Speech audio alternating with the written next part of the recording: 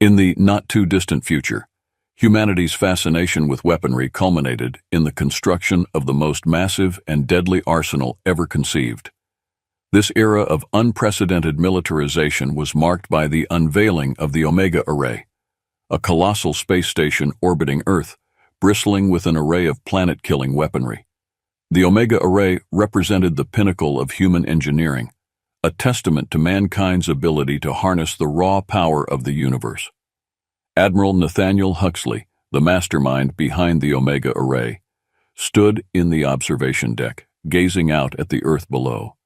His face, etched with the lines of countless sleepless nights, reflected the burden of his creation. Beside him, Commander Jenna Orlov, his trusted second-in-command, monitored the final system checks. "All systems are green, Admiral," Jenna reported, her voice steady but tinged with underlying tension. "Good," Huxley replied, his eyes still fixed on the planet below. "The Federation won't ignore this." As if on cue, an alert flashed across the command console. A message from the Galactic Federation, the interstellar coalition of alien civilizations, appeared on the screen. It was a broadcast from Ambassador Ryloth, a figure known for his diplomatic yet stern demeanor. "People of Earth," Ryloth began, his alien features bathed in the soft glow of the holographic projection. "The Galactic Federation has observed your increasing militarization with growing concern. The construction of the Omega Array is a clear act of aggression. We demand the immediate dismantling of this weapon and a reduction in your military activities. Failure to comply will result in severe consequences."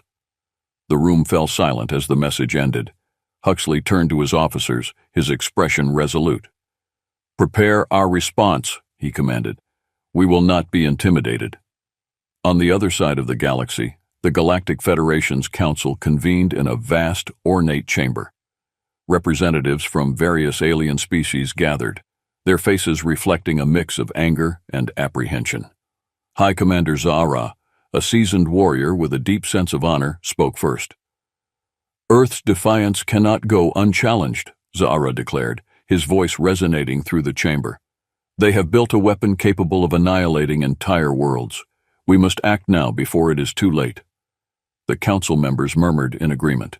Ambassador Ryloth, ever the diplomat, raised a hand for silence. "Let us not rush into war," Ryloth urged. "There may still be a chance for diplomacy, but we must be prepared for the worst." With that, the stage was set for an inevitable confrontation. The Galactic Federation began mobilizing its fleets, while Earth fortified its defenses. The countdown to conflict had begun, and the galaxy braced for the storm to come. The Galactic Federation's fleet, a vast armada of sleek and advanced starships, moved into position at the edge of the Sol system. The sight was both awe-inspiring and terrifying, a testament to the Federation's technological prowess and its readiness for war.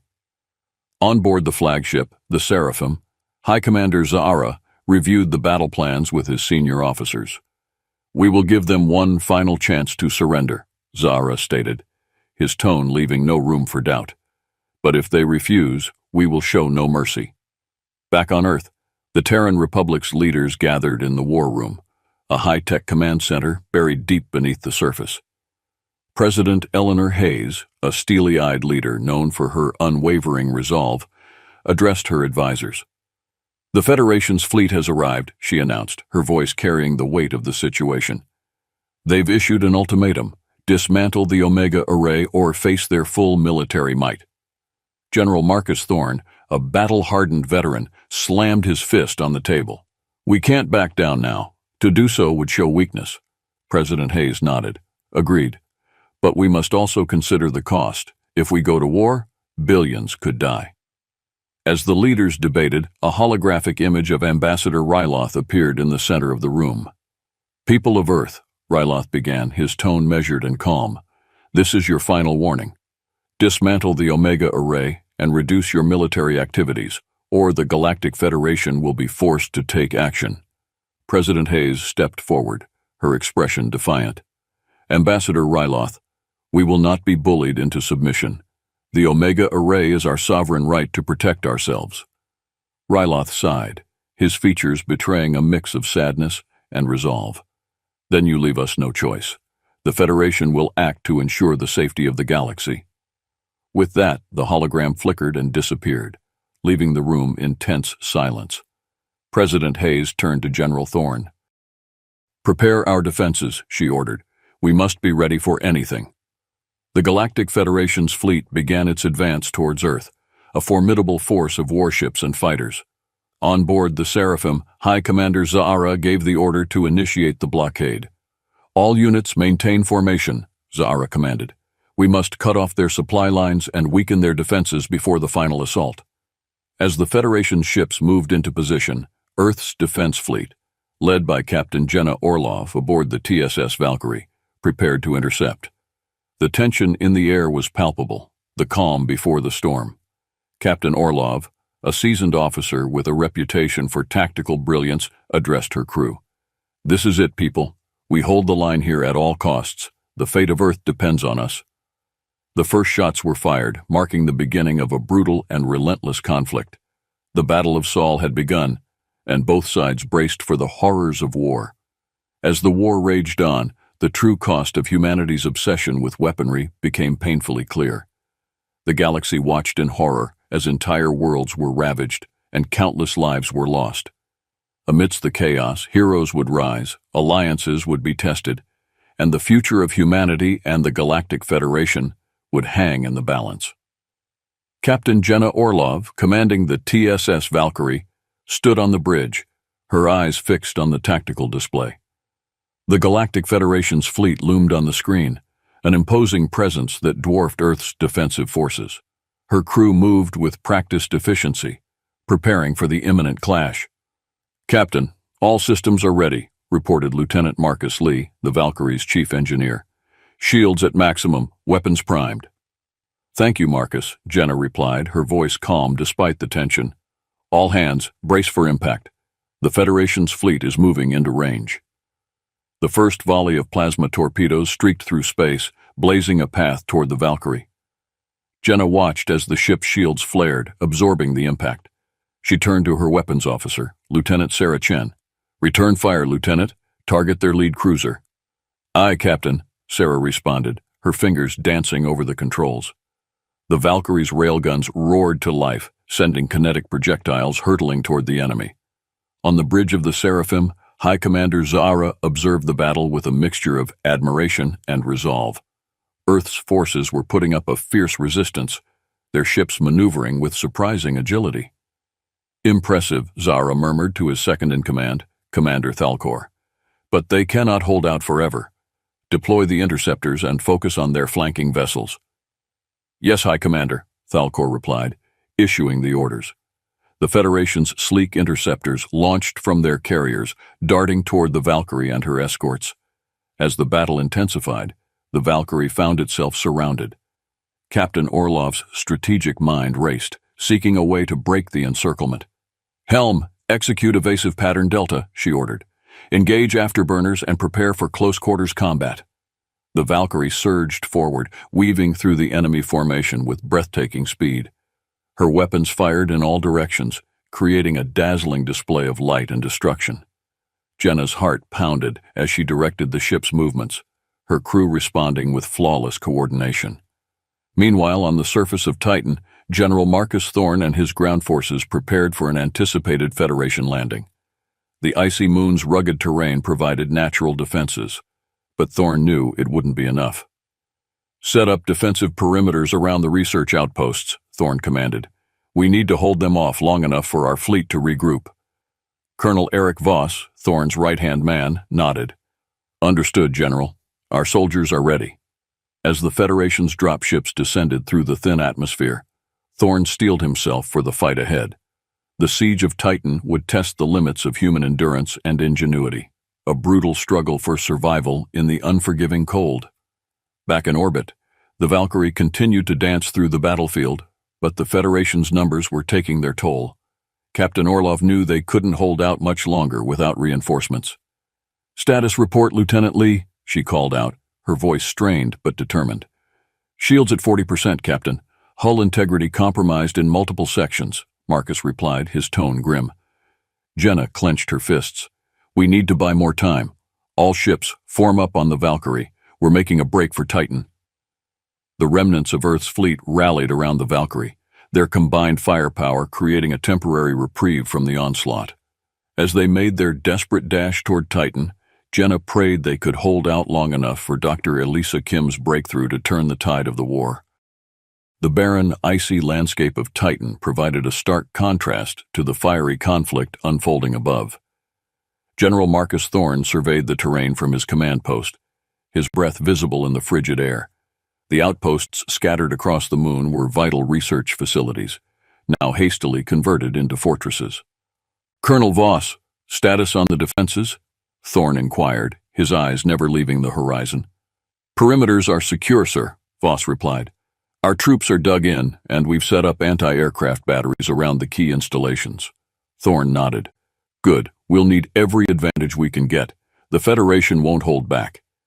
The ground trembled as the first wave of Federation dropships touched down, disgorging alien soldiers and war machines. The air filled with the sounds of battle as human and alien forces clashed in a brutal struggle for control. Inside one of the fortified outposts, Dr. Elisa Kim and her team worked feverishly on their dark matter project.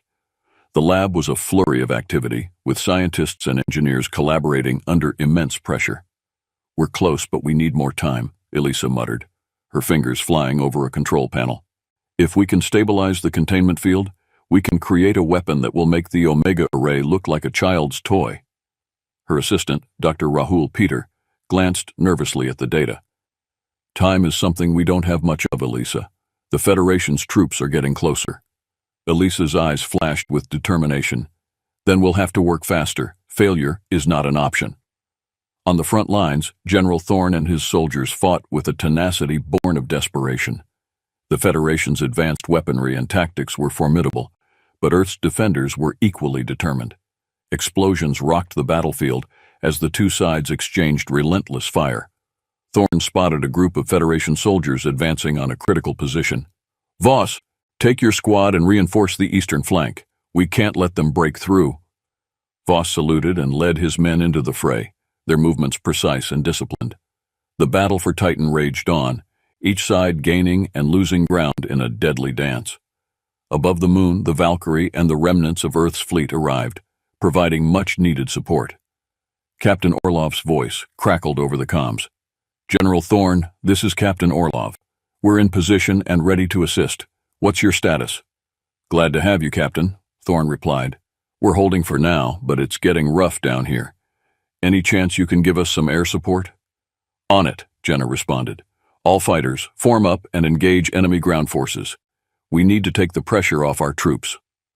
The Valkyrie's fighters swooped down, strafing the Federation's positions and providing a brief respite for the beleaguered defenders. Jenna's tactical acumen and the Valkyrie's firepower were crucial in keeping the Federation at bay. As the siege dragged on, both sides suffered heavy losses. The cold, harsh environment of Titan took its toll on the combatants, but the determination of Earth's forces remained unshaken. Inside the research lab, Dr. Elisa Kim and her team finally achieved a breakthrough. "It's working!" Elisa exclaimed, her eyes wide with excitement. "The containment field is stable. We can deploy the weapon." Dr. Peter smiled, relief evident on his face. "Let's hope it's enough to turn the tide." General Thorne received the news with a mixture of hope and caution. "Captain Orlov, Dr. Kim's team has completed the dark matter weapon. We need to get it to the front lines." "Understood, General," Jenna replied. "We'll provide cover for the transport. Let's finish this." As the dark matter weapon was deployed, its devastating power became evident. The Federation's forces reeled under the onslaught, their advanced technology no match for humanity's latest innovation. The tide of the battle began to turn, but the war was far from over. Deep within the underground research facility on Titan, Dr. Elisa Kim and her team marveled at the dark matter weapon's success. The energy readings were off the charts, and its destructive power had already made a significant impact on the battlefield. "Dr. Kim, this could change everything," Dr. Rahul Peter said, his eyes wide with a mix of awe and fear. Elisa nodded, her mind racing with the possibilities. "But we need to be cautious. This weapon could save us, but it could also be our undoing if it falls into the wrong hands. General Marcus Thorne's voice crackled over the comms. Dr. Kim, we need more of those weapons if we're going to stand a chance. Can you and your team replicate it quickly? Elisa took a deep breath.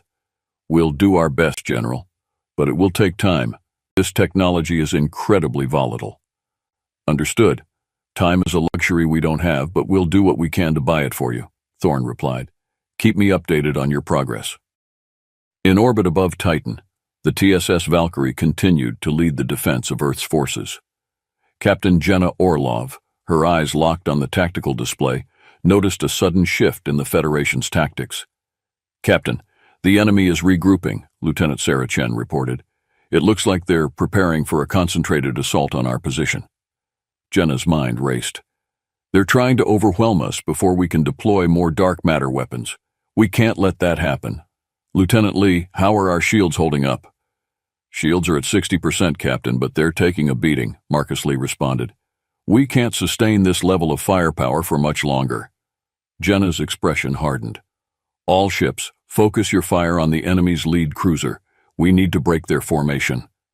As the Valkyrie and its escorts unleashed a barrage of firepower, the lead Federation cruiser shuddered under the assault. Explosions rippled across its hull, and the alien ship began to drift, its engines crippled. On the ground, Colonel Eric Voss led his squad through the chaotic battlefield. The dark matter weapon had given them a temporary advantage, but the Federation's forces were relentless. Voss, we need to hold this position at all costs, General Thorne's voice crackled over the comms. The scientists are working on replicating the weapon, but they need more time. We won't let you down, General, Voss replied, his voice resolute. Men, dig in and prepare for another wave. We can't let them break through. The soldiers fortified their positions, using the natural terrain to their advantage. As the next wave of Federation troops advanced, Voss and his squad held their ground, their determination unwavering. Inside the research facility, Dr. Kim and her team worked tirelessly, the pressure mounting with each passing moment. The delicate process of replicating the dark matter weapon required precision and focus. Careful with that containment field, Rahul, Elisa instructed, her eyes never leaving the console. One mistake, and this whole place could go up in flames. Dr. Peter nodded, his hands steady despite the high stakes. I know, Elisa. We're almost there. Just a few more adjustments. The room was tense, the only sounds the hum of machinery and the rapid tapping of keys. Finally, the containment field stabilized, and the second dark matter weapon was complete. We did it, Elisa breathed, a mixture of relief and exhaustion washing over her. General Thorne, the second weapon is ready for deployment. Excellent work, Dr. Kim, Thorne replied. We'll get it to the front lines immediately. This could be the turning point we've been waiting for. As the dark matter weapon was deployed to the battlefield, its devastating power once again tipped the scales in humanity's favor. The Federation's forces, caught off guard by the sudden shift, began to falter. Captain Orlov watched the tactical display with a mixture of hope and determination. All ships, press the attack. We have the momentum now. Let's finish this. The Valkyrie and its escorts surged forward, their weapons blazing as they tore through the Federation's fleet. The tide of the battle had turned, but the war was far from over. Amidst the chaos of war, political tensions on Earth reached a boiling point. The Terran Republic, deeply divided over the ongoing conflict, faced an internal crisis that threatened to undermine their efforts against the Galactic Federation. In the heart of the capital city, the Council of Earth convened in an emergency session. President Eleanor Hayes, her face etched with worry, addressed the assembly. Council members, we are facing an unprecedented threat, she began. Our scientists have developed a weapon that could turn the tide of this war, but the Federation's forces are relentless. We must stand united if we are to survive. Councilman Richard Hargrove, a vocal opponent of the war, stood up. Madam President, this war is tearing us apart. We should be negotiating for peace, not building more weapons. A murmur of agreement rippled through the chamber. President Hayes raised her hand for silence. Councilman Hargrove, the Federation gave us an ultimatum. We had no choice but to defend ourselves. Our survival depends on our ability to fight back. Hargrove's eyes blazed with conviction. Then let us seek a different path. There are those among us who believe that peace is still possible. I propose we initiate a dialogue with the Federation, offer a ceasefire, and dismantle the Omega Array as a gesture of goodwill. The room erupted in heated debate. The council members divided between those who supported Hargrove's proposal and those who stood with President Hayes. The political infighting threatened to fracture the Terran Republic at a critical moment. Meanwhile, in the shadows, Colonel Eric Voss met with a group of like-minded officers who shared his growing disillusionment with the war. "Eric, we can't keep doing this," Major Lydia Grant said, her voice filled with frustration. "Our leaders are sending us to die for a cause that may not be worth it. There has to be another way." Voss nodded, his expression grim. "I agree, Lydia. That's why I've been in contact with a faction within the Federation. They want peace just as much as we do. If we can broker a deal, we might be able to end this war without any more bloodshed." Grant looked skeptical. "And what about the dark matter weapons?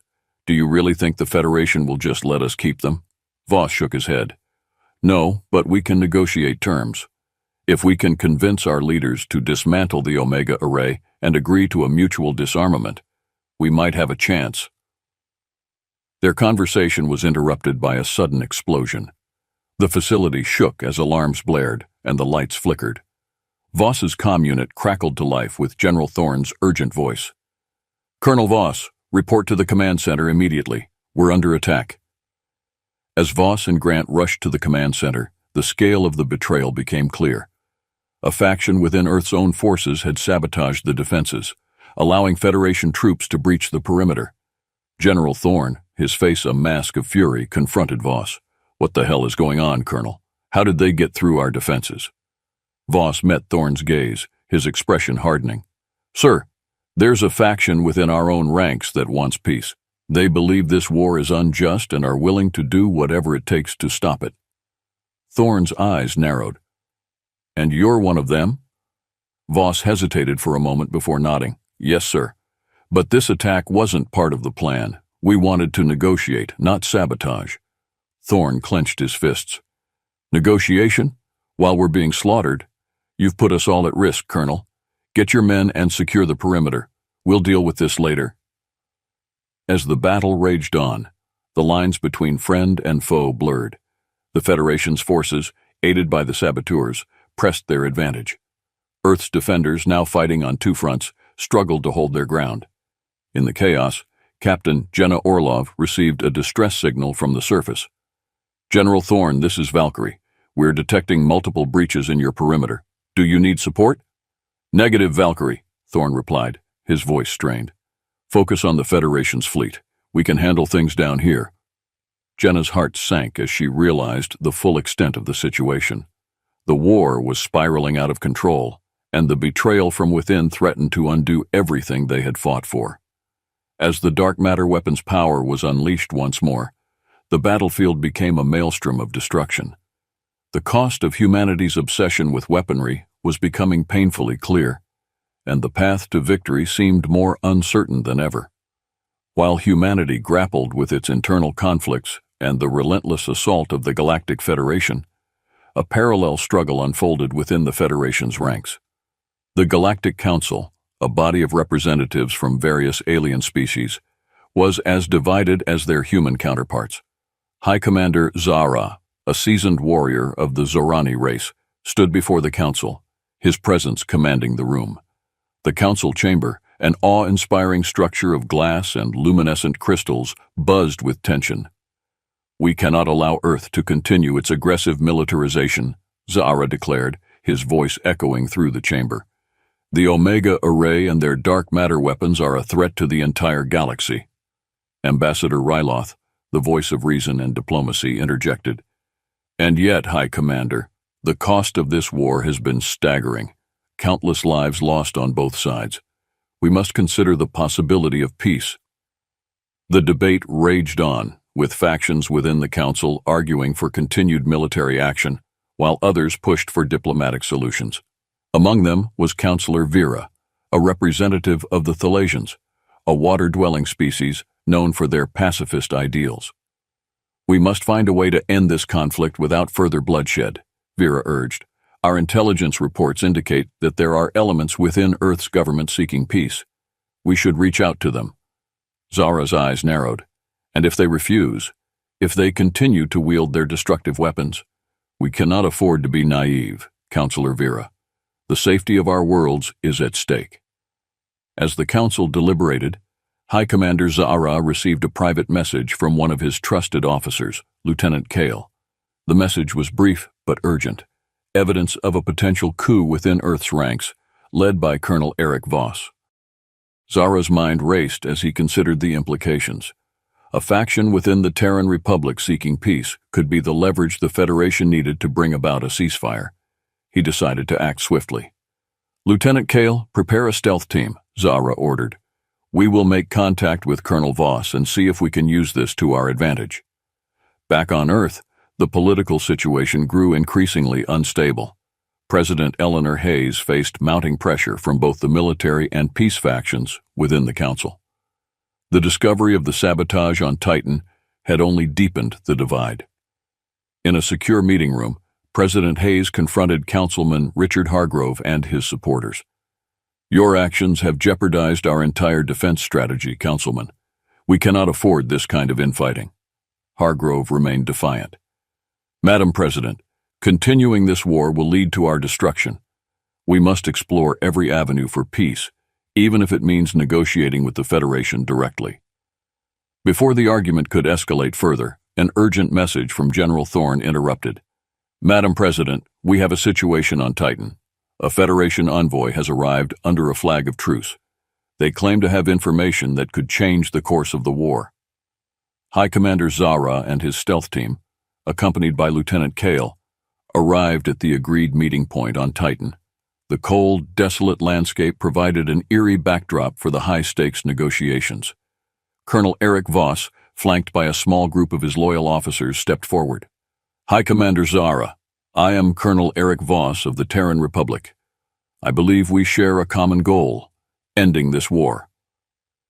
Zara studied Voss, his alien eyes unreadable.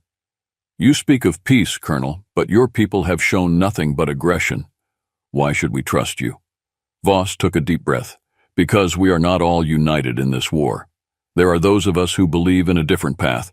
I am willing to negotiate terms for a ceasefire and mutual disarmament.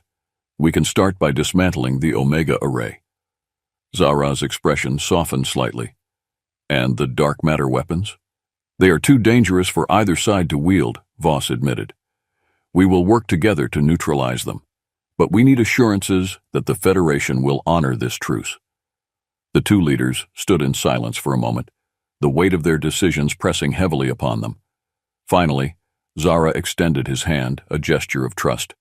Very well, Colonel Voss. Let us see if we can bring an end to this madness. The fragile alliance between Colonel Voss and High Commander Zara marked a turning point in the conflict. As news of the truce spread, both human and alien soldiers began to hope for an end to the bloodshed. But the path to peace was fraught with peril, and the true test of their resolve was yet to come. With the tentative truce between Colonel Voss and High Commander Zara, there was a glimmer of hope for an end to the war. However, not everyone was ready to embrace peace. Hardliners on both sides saw the truce as a betrayal and were determined to see the conflict through to its bitter end. In the heart of the Sol system, the final preparations for the decisive battle were underway. Fleet Admiral Sofia Reyes, the newly appointed commander of Earth's forces, stood on the bridge of the flagship TSS Resolute. Her face was set in a grim expression as she addressed her officers. Admiral, the Federation fleet is on the move, reported Captain Daniel Mercer. They're massing near Jupiter. Reyes nodded. Prepare all units for engagement. We can't afford to underestimate them. This is it, people. The fate of Earth hangs in the balance. High Commander Zara, aboard the Seraphim, prepared his own forces for the upcoming clash. The truce with Colonel Voss was a delicate matter, and not all of the Federation's commanders were willing to honor it. Commander Thalkor, ensure that our forces maintain formation, Zara ordered. We must be ready for any eventuality. The humans are unpredictable. Yes, High Commander, Thalkor replied, his eyes scanning the tactical displays. As the fleets moved into position, The tension in the void of space was palpable. The battle for Sol was about to begin. On the surface of Titan, General Marcus Thorne received an urgent communication from Colonel Voss. "General, the Federation is preparing for a full-scale assault. We need to coordinate our efforts to hold the line." Thorne's jaw tightened. "Understood, Colonel. We'll do our part. But know this, if you or your Federation allies betray us, there will be no forgiveness." Voss nodded, his expression serious. "I understand, General, but we must try, for the sake of all our people." The first salvos of the battle were exchanged in the dark expanse of space, the vacuum punctuated by brilliant flashes of energy weapons and explosions. The TSS Resolute led Earth's fleet into the fray, its railguns and missile batteries unleashing a relentless barrage. "All ships, maintain defensive formations," Admiral Reyes commanded. "We need to protect the carriers and their fighter wings." The Federation's ships responded with their own firepower, sleek interceptors weaving through the chaos to strike at vulnerable targets. The Seraphim's advanced weaponry tore through Earth's defenses, but the human ships fought back with tenacity and ingenuity. Amidst the chaos, Captain Jenna Orlov and the crew of the Valkyrie found themselves at the center of the battle. The Valkyrie's advanced sensors and weapons made it a critical asset in the fight. "Captain, enemy ships closing in on our position," Lieutenant Sarah Chen reported. "We can't take much more of this." Jenna's eyes narrowed. "Helm, bring us about. Let's give our friends something to remember us by. All batteries, fire at will." The Valkyrie maneuvered with precision, its guns blazing as it cut through the enemy ranks. Jenna's leadership and the crew's skill turned the tide in their sector, but the battle was far from won. On the ground, the siege of Titan continued with brutal intensity. Federation troops, supported by their advanced war machines, pressed their assault on the human defenses. General Thorne and his soldiers fought with everything they had, knowing that the fate of the war could be decided here. "Hold the line," Thorne shouted over the din of battle. "We can't let them break through." Colonel Voss and his faction of peace-seekers fought alongside Thorne's forces, their unity in the face of a common enemy, a testament to the fragile hope for a truce. As the battle raged on, High Commander Zara received a distress signal from one of his forward units. "High Commander, we've lost contact with the 7th Fleet. They were ambushed by human reinforcements." Zara's mind raced. "Order all units to regroup. We can't afford to be divided, and prepare the Seraphim for a direct assault. We need to take out their command ship." The Seraphim's engines roared to life as it surged toward the TSS Resolute. The two flagships, symbols of their respective factions' power, closed in on each other, their weapons locked and ready. Inside the TSS Resolute, Admiral Reyes knew the stakes had never been higher. "All hands, brace for impact. We're going head-to-head with the Seraphim." The two ships collided in a furious exchange of firepower, the void of space lighting up with the intensity of their battle. The fate of the Sol system, and perhaps the galaxy, hung in the balance as the battle for Sol reached its climax. With the fate of humanity and the Federation on the line, both sides fought with a ferocity born of desperation and hope. The battle for Sol was a crucible, a test of resolve and unity, and its outcome would shape the future of both civilizations. The void of space was a cacophony of light and destruction as the TSS Resolute and the Seraphim engaged in their climactic duel. On board the Resolute, Fleet Admiral Sophia Reyes stood resolute, her mind sharp with the clarity of battle. "Target their main weapons array," Reyes commanded, her voice unwavering. "We need to cripple them before they do the same to us." Captain Daniel Mercer relayed the order, and the Resolute's railguns unleashed a devastating barrage. Explosions rippled across the Seraphim's hull, but the alien ship responded with its own salvo, shaking the Resolute to its core. "Admiral, shields are failing," Lieutenant Harper called out. "We can't take much more of this." Reyes's jaw tightened. "Divert all available power to the forward shields and prepare to launch the boarding pods.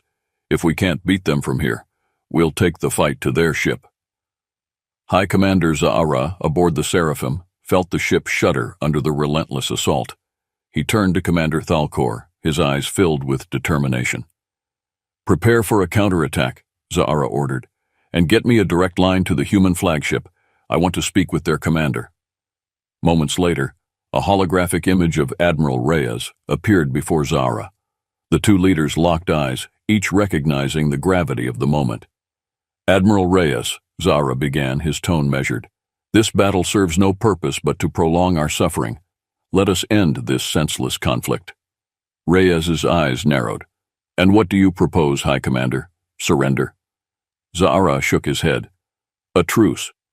We cease hostilities and work together to dismantle the Omega Array and the dark matter weapons. Our continued conflict will only lead to mutual destruction." Reyes considered his words, the weight of command pressing heavily upon her. "Very well, High Commander. We'll stand down if you do the same. But know this: any treachery, and we will not hesitate to fight to the last." "Agreed," Zara replied, his gaze unwavering. "For the sake of our people, we will honor this truce." As the order to cease fire spread through both fleets, the chaos of battle gradually subsided. Ships on both sides disengaged, and the realization of the truce began to sink in. There was a collective sigh of relief, but also an undercurrent of uncertainty. On Titan, General Marcus Thorne and Colonel Eric Voss received the news with cautious optimism. The ground battle had been brutal, but the truce offered a chance to save lives and work toward a lasting peace. "General Thorne, the Federation forces are standing down," Voss reported. "Looks like the truce is holding for now." Thorne nodded. "Good. Let's make sure it stays that way. Have your men coordinate with the Federation troops to secure the perimeter and begin disarmament procedures." Captain Jenna Orloff, aboard the Valkyrie, monitored the situation with a mixture of relief and wariness. The battle might be over, but the path to peace was still fraught with challenges. "Captain, incoming transmission from the Resolute," Lieutenant Sarah Chen reported. Jenna nodded. "Put it through." Admiral Reyes's voice came over the comms. "Captain Orloff, we're standing down. The truce is in effect. Begin coordinating with the Federation ships for mutual disarmament." "Acknowledged, Admiral," Jenna replied. "We'll proceed with caution. Valkyrie out."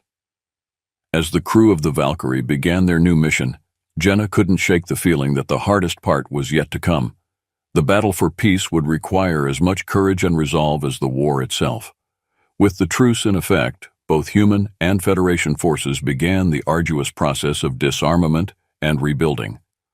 On Earth, President Eleanor Hayes addressed the Terran Republic in a broadcast that reached every corner of the globe. "People of Earth," President Hayes began, her voice steady but solemn, "we have reached a turning point in our conflict with the Galactic Federation. Through courage and sacrifice we have secured a truce, but this is only the beginning. The path to lasting peace will require unity, trust, and cooperation." The broadcast was met with mixed reactions. Some celebrated the end of hostilities, while others remained skeptical of the Federation's intentions. The divisions within the Terran Republic were far from healed. High Commander Zara and Colonel Eric Voss stood side by side on Titan, overseeing the dismantling of the Omega Array. The massive structure, once a symbol of Earth's military might, now stood as a testament to the potential for reconciliation. "This is just the first step," Voss said quietly. "There will be resistance on both sides. People who can't let go of the past." Zara nodded. "True, but we must lead by example. Show them that cooperation is possible, even after all the bloodshed." In the heart of the Sol system, the TSS Resolute and the Seraphim floated side by side, their crews working together to deactivate the remaining dark matter weapons. Admiral Reyes and High Commander Zara met face to face for the first time, their mutual respect evident despite the scars of battle.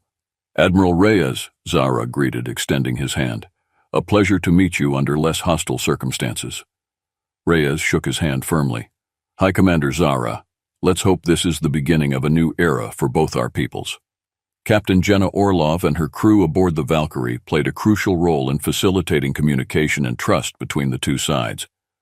The once war-torn ship now symbolized the potential for unity. "Captain, incoming message from the Federation flagship," Lieutenant Chen reported. "Put it through," Jenna replied. The screen flickered to life, showing a Federation officer. "Captain Orlov, We have completed the disarmament of our forward bases. Your assistance has been invaluable. Thank you, Jenna said.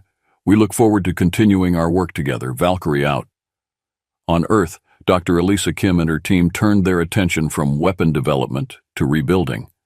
The dark matter technology, once a harbinger of destruction, was repurposed for peaceful applications, providing a new energy source to help rebuild war-torn cities and infrastructure. Dr. Rahul Peter approached Elisa with a smile. We've done it, Elisa. The first dark matter energy grid is online. This could change everything. Elisa nodded, her eyes filled with hope. It's a start, Rahul. Let's make sure our work benefits everyone, not just those in power. As the months passed, the initial skepticism and mistrust began to give way to a cautious optimism. Joint human and Federation efforts to rebuild and heal the wounds of war laid the foundation for a new era of cooperation. President Hayes and Ambassador Ryloth signed a historic agreement, formally ending hostilities and establishing a framework for future collaboration. The signing ceremony, broadcast across the galaxy, marked a momentous occasion. Today, we begin a new chapter, President Hayes declared. One where we choose to build bridges instead of walls, where we choose peace over war. The price of victory had been steep, with countless lives lost and entire worlds scarred by the conflict. But the lessons learned from the war were etched deeply into the collective consciousness of both humanity and the Galactic Federation. As the galaxy moved forward, the story of the conflict between Earth and the Federation became a cautionary tale, a reminder of the destructive potential when humanity builds too many giant fucking guns. The path to lasting peace would be long and difficult, but the first steps had been taken, and hope had been rekindled.